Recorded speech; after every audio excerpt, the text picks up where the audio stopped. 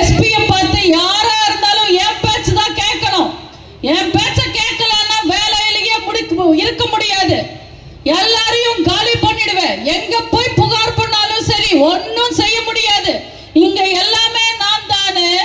அவ்வளவு பெரிய மீட்டிங்ல செயற்குழுல பேசுறாரு, பிரஸுக்கு முன்னாடி அதிகாரிகளுக்கு முன்னாடி பப்ளிக் முன்னாடி பப்ளிக்கா பேசுறாரு. இத கூட கண்டிக்க முடியாத பொம்மை முதல்வர் என்ன பண்ணிக்கிட்டு இருக்காரு? சாம்பார் வடை சாப்பிட்டுக்கிட்டு இருக்காரா? சரி, பொம்மை முதல்வர் தான் எந்திரமாய் இருக்காரு. அப்ப சூடு சொரணை இருக்கிற போலீஸும் அதிகாரிகளும் போய் தப்பு செஞ்ச அந்த தர்ம செல்வனை போய் காலரை புடிச்சுக்கிட்டு இழுத்துக்கிட்டு வந்து ஜெயில போட வேண்டாமா? வேடிக்கை பார்க்கறாங்க. இதுக்கு எதுக்கு அவருக்கு காக்கி சட்டை, கருப்பு பேண்ட், சிவப்பு ஷர்ட், இல்லன்னா கரவேட்டி கட்டிக்கிட்டு போய் திமுகவுக்கு வேலை பார்க்கலாமே?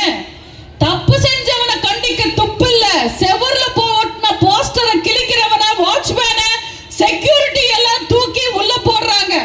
இந்த திமுக ஆட்சி எல்லாம் நல்லா வருமா? மக்களை முட்டாளன் நினைச்சுக்கிட்டு ஏதோ ஒரு நியூஸ் கொடுத்தா போதும், ஏதோ ஒரு செய்தி கொடுத்தா போதும், ஏதோ ஒரு தீனி போட்டா போதும், மக்களை ஏமாந்துடுவாங்கன்னு நினைக்கிறாங்க. தயவு செஞ்சு திமுகவை நம்பாதீங்க. அண்ணல் அம்பேத்கர் அவர்கள் இன்னொன்னு சொல்லியிருக்காரு, பலிபீடத்தில் வெட்டப்படுபவை ஆடுகள் தான், சிங்கங்கள் கிடையாதுன்னு சொல்லியிருக்காங்க. தமிழ்நாட்டு மக்கள் ஆடுகளா பார்க்கிற திருட்டு திமுகவுக்கு நீங்க பாடம் புகட்டணும். நாங்க சிங்கங்கள்னு நீங்க இந்த தேர்தல்ல நிரூபிச்சு ஆகணும். இந்த திமிர் பிடிச்ச திருட்டு திமுகவுக்கு இந்த தேர்தல்ல நீங்க 0 கொடுக்கணும். ஸ்டாலினுக்கு 0 சீட்டை பரிசா கொடுத்து 0 is good ஒட்டுமொத்த தமிழ்நாட்டு மக்களுக்கு ஸ்டாலினுக்கு சொல்லணும். ஜெயலலிதா எனும் நான் என்ற மந்திர சொல் எத்தனை பேருக்கு உற்சாகத்தை ஊட்டும்னு தெரியுமா?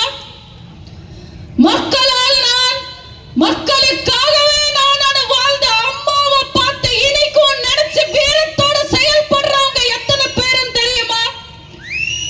1 கோடி தொண்டர்கள் இருக்கிற மாபெரும் இயக்கத்துக்கு தலைவியா இருந்தாங்க அம்மா. எத்தனையோ அவமானங்கள், எத்தனையோ கஷ்டங்கள், எத்தனையோ வேதனைகள் எல்லாத்தையும் சகிச்சுக்கிட்டு விடாமுயற்சியோட அதிமுகவையும் அதிமுக குடும்பமான இந்த இயக்கத்தை மிகப்பெரிய ஆலமரமா 1000 விருதுகள் விட்டுட்டு போற மாதிரி வலுவா வளர்த்துட்டு போயிருக்காங்க. அரசியல் ஈஸின்னு நினைச்சுக்கிட்டு நிறைய பேர் அரசியலுக்கு வராங்க. அரசியல் ஒன்றும் அவ்வளவு ஈஸி கிடையாது. அரசியல் ரொம்ப கஷ்டம். இங்க நடிக்கிறவங்க ரொம்ப நாள் நிலைச்சு நிக்க மாட்டாங்க. இங்க உண்மை இருக்கணும், நேர்மை இருக்கணும், பொறுமை இருக்கணும்.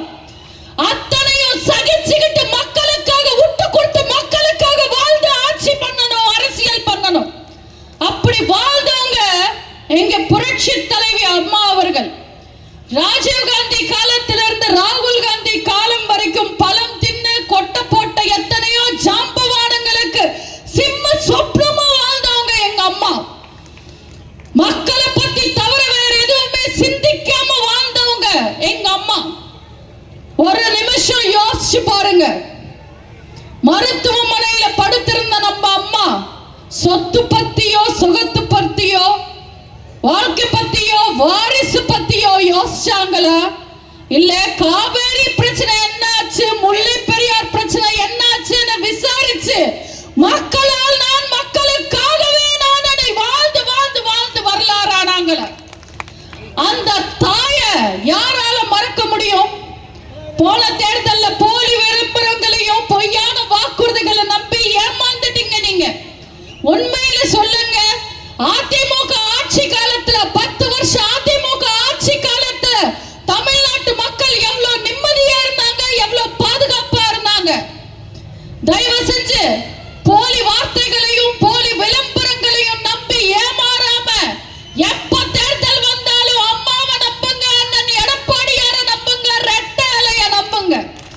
அம்மாவை நம்புனா ஆண்டவனை நம்புன மாதிரி நிச்சயமா நம்ம எல்லாரும் நல்லா இருப்போம்.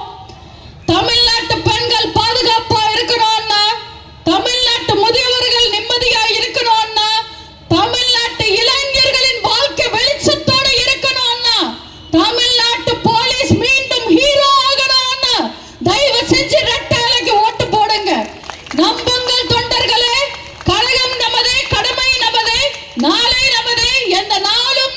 வாய்ப்புக்கு நன்றி கூறி விடைபெறுகிறேன். நன்றி, வணக்கம்.